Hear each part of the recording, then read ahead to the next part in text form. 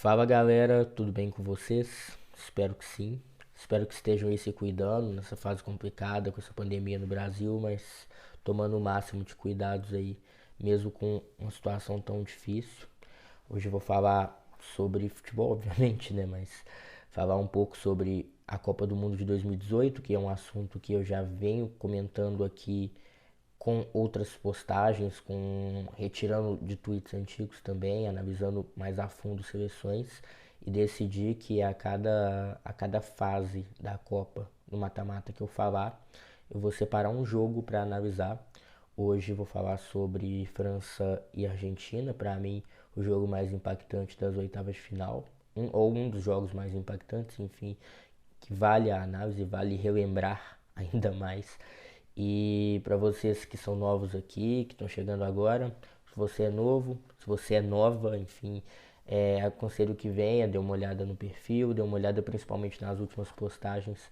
Eu tenho analisado bastante as seleções aí, já falei sobre todas as seleções que saíram nas oitavas de final, estou analisando as seleções que chegaram ao mata-mata da última Copa. Nos próximos dias, postagens sobre quem ficou nas quartas, também vídeo, enfim. Aguardem, vem mais coisa boa hoje falar sobre França e Argentina. Um jogo que, ao menos para mim, foi surpreendente, do ponto de vista que, analisando as duas seleções assim, eu não tinha a percepção, imagino que seja um consenso, de como a Argentina não chegou bem para a Copa de 2018. E por outro lado, a gente tinha uma França que ainda não era uma França tão dominadora, né? E a gente só foi tendo essa percepção durante a Copa, mas a França era uma seleção segura, havia passado de fase de forma tranquila, né? Tanto que chegou a jogar a terceira rodada da fase de grupos com o time reserva.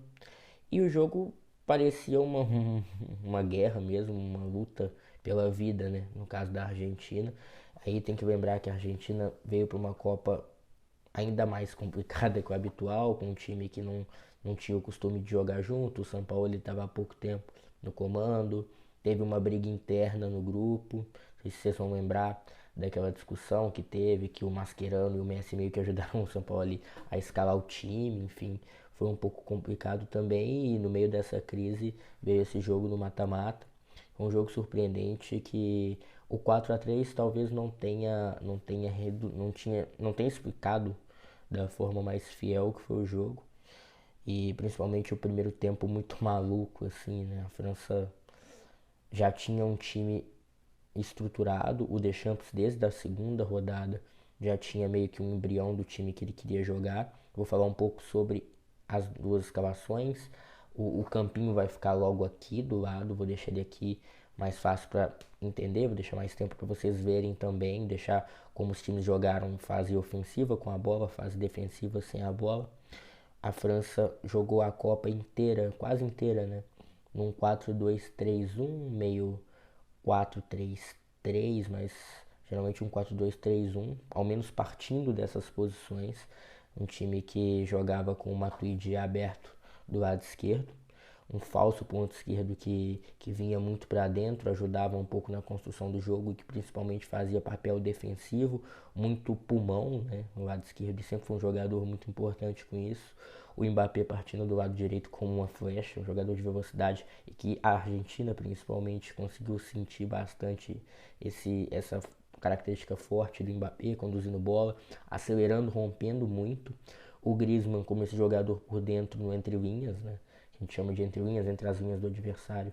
O Griezmann fazendo toda a movimentação e o Giroud como um jogador de referência, com uma dupla de volantes atrás, sempre com Kanté e Pogba.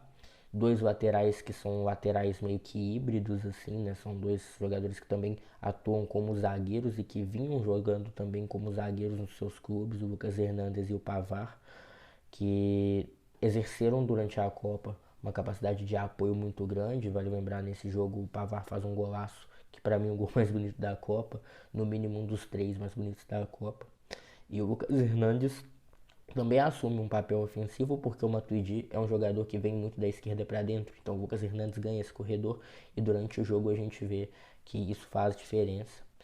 Mais ou menos esse é o desenho da França, com o Varane e o Titi, os dois zagueiros titulares durante todo o torneio, e o Lloris, capitão no gol. A Argentina, por outro lado, jogava A cada jogo teve uma escalação diferente, porque o São Paulo não teve tempo para encaixar um time, né? E além disso, os resultados não ajudavam. A Argentina veio de uma primeira fase meio caótica, que aí não conseguia encontrar um time, também não atuava bem.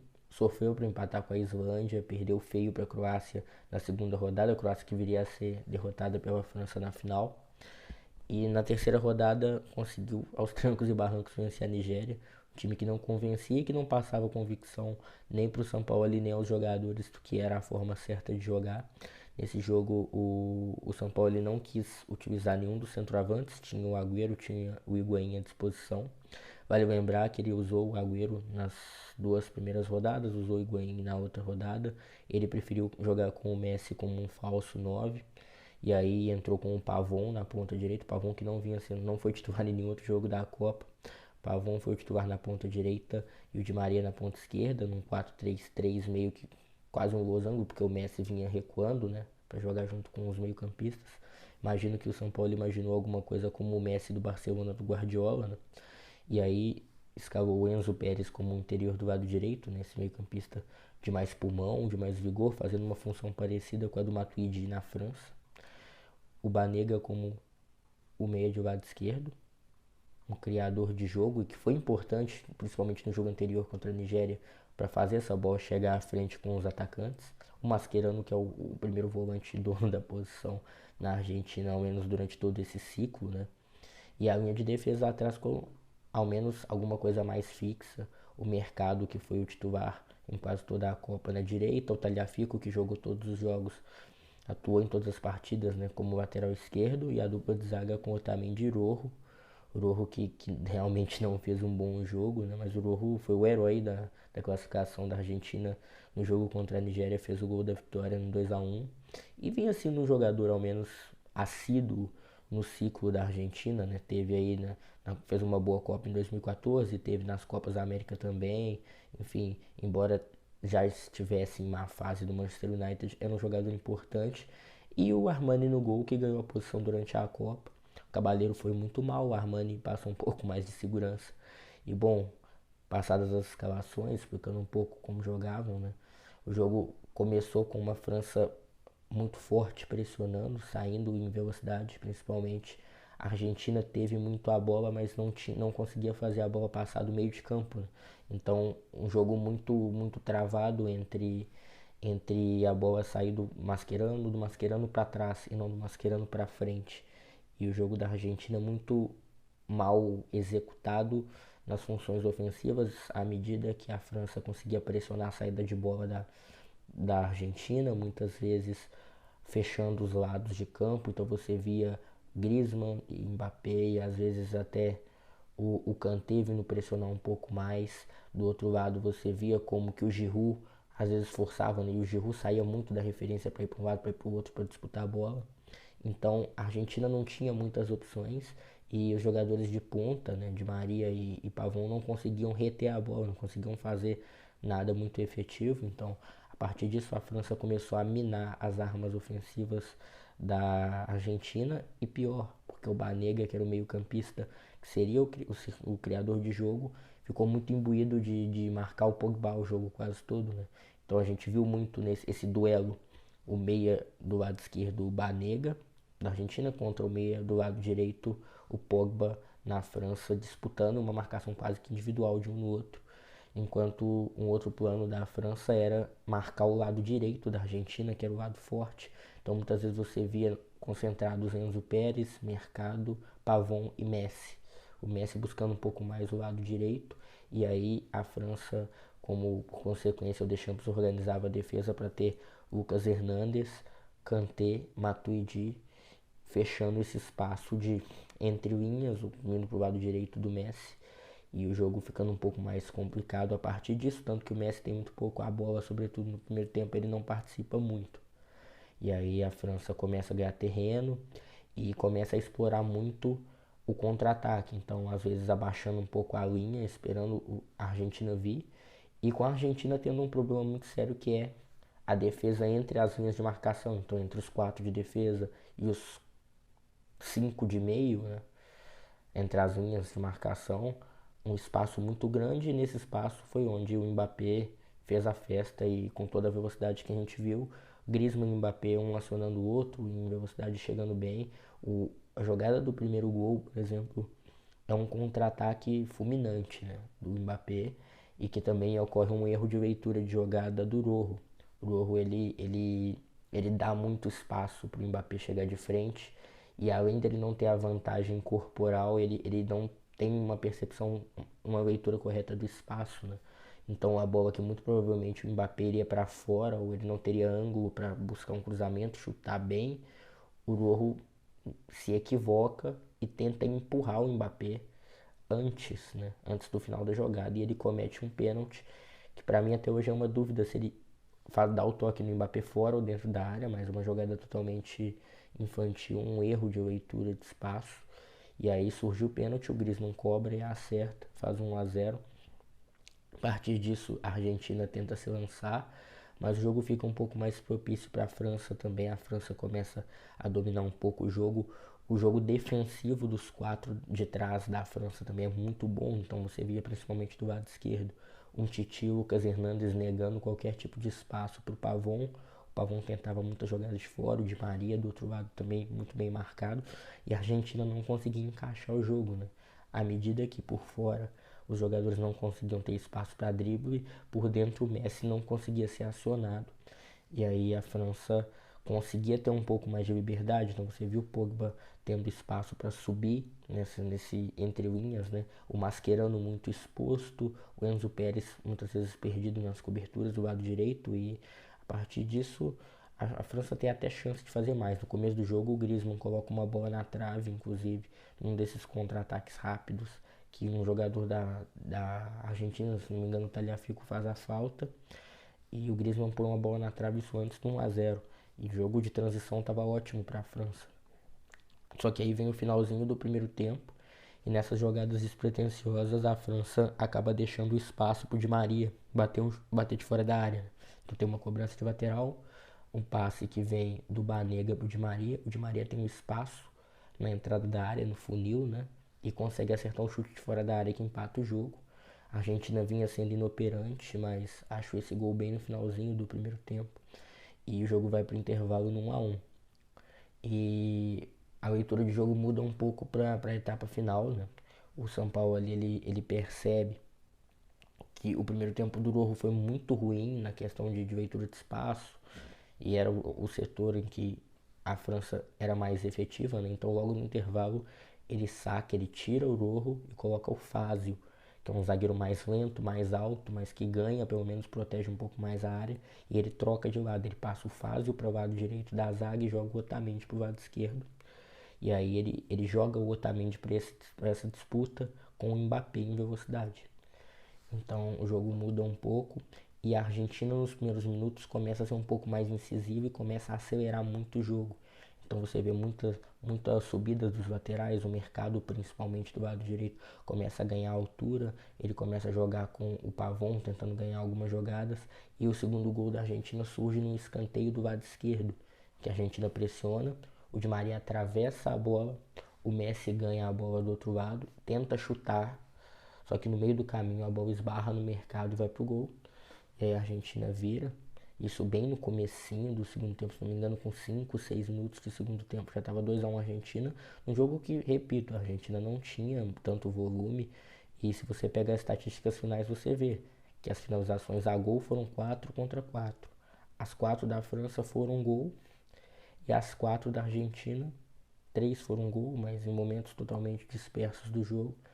E a França até teve mais chances, mais chutes para fora, enfim, teve a bola na trave do Griezmann. E aí, passado esse momento, a França começa a se soltar de novo e buscar o jogo. A Argentina tenta vir com a bola e começa a sofrer de novo em transições com o Mbappé.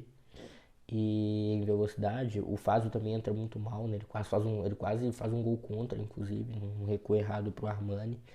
E o segundo gol, o gol de empate da França, vem ao golaço do Mbappé. E também numa jogada de transição, a França perde a bola. E na subida sobra muito espaço do lado direito entre o Enzo Pérez e o Mercado. e o Matuidi vê o espaço às costas deles, que é onde projeta o Lucas Hernandes, né? E aí, muito espaço por trás dos jogadores da Argentina, e isso é um problema crônico. A Argentina em todos os jogos teve problemas defendendo espaço, erro de cobertura, e aí não foi diferente. O Lucas Hernandes aproveita esse espaço por trás, ele atravessa a bola, ela meio que dá um rebate e o Pavard bate de primeira, acertando o ângulo. Essa jogada é interessante porque mostra como o time da Argentina era desesperado correndo para trás, assim, né? E não teve durante a Copa uma estruturação, um trabalho ao menos memorizado dos jogadores, né? Então foi uma coisa muito complicada. E durante a Copa a gente percebeu como o trabalho do São Paulo ele não foi bem executado, assim. Teve problemas na questão de execução de, de, de ideias, né? Passando as ideias para os jogadores e no campo você via isso, como que o time era um pouco perdido também, tanto com a bola quanto sem a bola. E a partir daí dá um baque emocional muito forte na Argentina. O jogo em 2-2, o São Paulo ele se desespera, né? Porque um pouco depois, ele já tinha, se não me engano, ele já tinha mandado os jogadores aquecerem no 2-2 e um pouco depois saiu o gol da virada. Então, tipo, do segundo gol do Pavard pro terceiro, que é o gol do Mbappé, também numa transição, dá muito pouco tempo e aí de novo um arranque. O Mbappé ganha a bola do lado esquerdo e consegue bater numa jogada que erra a marcação o Enzo Pérez, ele fica meio perdido entre quem pegar, o Mbappé aparece, tira a bola dele e faz o gol. E sempre com dificuldade nessas jogadas de mano a mano e de aceleração. Então o Mbappé consegue entrar bem. E é o nome do jogo, porque é ele quem consegue fazer todas as jogadas de um contra um, de aceleração. E sempre em mau timing, assim, a defesa da Argentina. E aí passa um problema. Esse gol eu tenho a percepção de que o chute era um pouco defensável. Eu tenho ao menos pra mim que o Armani poderia ter chegado nessa bola, mas é uma outra questão entre várias de problemas aí no jogo da Argentina. Aí o São Paulo ele faz a terceira troca, a segunda troca, né? Ele tira o Enzo Pérez e coloca o Agüero para ter alguém à frente para receber o passe final, só que o passe final não chega. E a Argentina entra em desespero. E aí eu levo o último gol, que é agora nas costas do lado esquerdo. Uma jogada que é muito interessante para mostrar a importância do Griezmann e como que muitas vezes o Griezmann ele não foi valorizado, né, pelo que ele fazia no campo. O movimento que ele faz é o que acaba com a defesa da Argentina. A jogada começa, tem um passe da defesa para o meio e o Griezmann ele percebe que da linha de meio campo da Argentina para a linha de defesa tem um espaço muito grande. Então ele vem de onde estão os defensores da Argentina para trás e puxa a marcação do Otamendi. Quando ele puxa a marcação do Otamendi, fica uma lacuna muito grande atrás. E é aí onde ele dá o passe, ele faz a parede, né, pro Giroud. Ele recebe um passe da defesa, ele gira, dá a bola pro Giroud. O Giroud tem campo aberto e vê o Mbappé projetando. Como o Mbappé é mais rápido que todo mundo, o Giroud faz a bola chegar até ele faz o quarto gol. E ele mata o jogo, né? Um 4-2 que a altura do jogo parecia irreversível para a Argentina buscar dois gols como estava jogando. A bola não entrava, o Pavon não conseguiu criar uma jogada e a partir daí a Argentina jogando num 4-4-2 já diferente, com Pavon de Maria mascherando Ibanega e o Messi tentando ligar o Agüero. E aí você começa a ver um pouco o Messi circulando, o Messi sendo um pouco mais participativo, mas sempre sobrecarregado. E o tempo passando e a Argentina jogando com o tempo, né? E aí a França continua tendo chances em transição, começa a descansar os jogadores, tira o Matuidi, coloca o Tolisso para fazer a mesma função do lado esquerdo, e mais à frente vai descansando outros atletas. E no final o São Paulo ainda tenta fazer uma troca que me parece ser o que tinha, né? Ele tira o Pavon, coloca o Mesa. O Mesa que vinha até jogando, o Mesa foi titular na estreia da Argentina, inclusive, se não me engano, foi titular contra a Nigéria também. O Mesa entra também no lado direito, ele e o Di Maria acabam trocando de lado no final, o Di Maria vai pro lado direito e o Mesa pro lado esquerdo. A Argentina ameaça uma blitz, né? E aí acaba sendo um problema porque o gol sai muito tarde.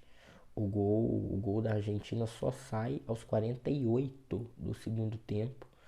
que é aquele lançamento muito longo do Messi pro Agüero, e o Agüero, uma das poucas chances que teve, né? Mas o Agüero chegou a ter uma chance um pouco antes no passe do Messi também. E aí o Messi encontra o Agüero no lançamento longo e ele bate pra defesa do. Ele bate pra ficar sem defesa do Lloris, né? Que ele consegue cabecear naquele espaço entre o Lloris e a trave direita. E acaba sendo muito tarde, né? Os jogadores argentinos acabam entrando na pilha também. E ali, nesse tempo, o Deschamps já tinha gasto as outras duas substituições. Ele tirou o Griezmann, tirou o Mbappé, colocou Thauvin e Fekir, mas enfim, o time estava totalmente recuado, esperando o jogo acabar. E quando sai esse terceiro gol, a Argentina tenta ir pra cima, a Argentina busca o gol. O Di Maria, se não me engano, manda uma bola para fora no final, que os jogadores entram em desespero e acaba a partida, mas assim, me pareceu muito mais uma atitude de coragem da Argentina do que qualquer tipo de organização. Repito, me pareceu um jogo totalmente louco mesmo, com coisas que às vezes acontecem no futebol, coisas um pouco incontroláveis, mas de fato a França era uma equipe bem mais forte, estruturada que a Argentina. E pareceu surpreendente até um 4-3 ali naquela situação. Acho que dentro do que a Argentina fez durante a Copa, saiu até barato ter perdido de 4-3 sua melhor seleção da competição. Time que foi totalmente desestruturado, né? Durante a Copa não tinha nenhuma força, que ameaçou quase não classificar, enfim. Mais à frente a gente viu a França fazendo uma campanha muito digna, uma campanha muito bem estruturada. Para mim, a melhor seleção da Copa com tranquilidade, que conseguiu comprovar isso durante os jogos. E para muita gente na Argentina, um fim de ciclo. Uma pena que a Argentina não tenha conseguido aí durante esse tempo, né? Que foi a última competição de muita gente nessa geração, um torneio mais digno, né? Foi um adeus do Mascherano, foi um adeus pro Higuaín, e para outros jogadores também que acabaram tendo um espaço meio minado, Bilha, por exemplo, o Banega, enfim. E para o próprio Messi, que talvez não dispute outra Copa, uma despedida um pouco complicada. E por outro lado, uma ascensão muito grande, principalmente para jogadores como Pogba, Mbappé e Griezmann, que fizeram ali não só um grande jogo, mas uma grande Copa. Sobretudo o Griezmann. E é um assunto que eu vou falar aqui pra frente sobre a Copa do Mundo do Griezmann, mas já antecipando.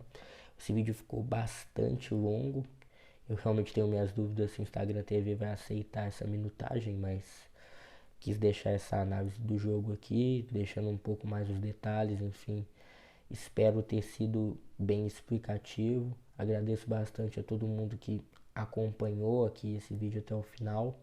Deem sugestões, dicas.